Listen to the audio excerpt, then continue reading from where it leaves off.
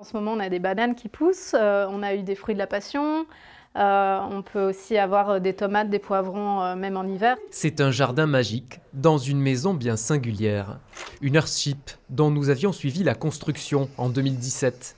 Des murs en pneus et en canettes recyclées, sur un modèle mis au point par un architecte californien au penchant survivaliste.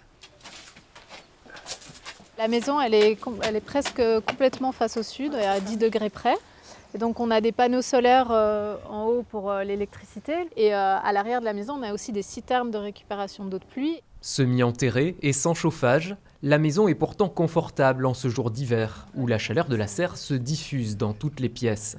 Après 4 ans de vie dans cet habitat entièrement autonome, Pauline, Benjamin et Noéa racontent leur expérience dans un livre, sous la forme d'un journal de bord. On n'a pas trop d'intérêt, nous, à partager notre vie. Je ne suis pas sûr qu'elle intéresse grand monde. Par contre, ce qui intéresse, c'est notre perception d'habiter dans une maison comme ça. Pourquoi on a voulu la faire, comment ça s'est passé et à quel point vivre dans une maison pareille, une maison autonome, et ça rend finalement plus riche et ça transforme vraiment une vie. C'est vrai que quand on a décidé de faire cette maison, on avait l'idée qu'en fait on allait avoir le même confort qu'une maison classique, mais sans faire du mal à la nature, pour caricaturer. En fait, on ne veut plus faire passer ce message-là, c'est vraiment un confort qui est différent. Dans la maison magique, la petite famille fait part des embûches qui ont jalonné la construction de leur habitat, de leur volonté de liberté et des concessions imposées par les fournisseurs ou les banques. Bref, un système dont il n'est pas aisé de s'affranchir. Ça va être très compliqué de faire la maison de tes rêves en cochant toutes les cases. Qu'est-ce qu'on fait?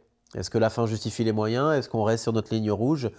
Est-ce que finalement on accepte parce que finalement vivre dans cette maison et pouvoir l'expliquer, puis pouvoir 5 ans après passer ce message-là vaut le fait d'avoir rogné sur un principe? C'est toutes ces questions un peu existentielles qu'on doit se poser.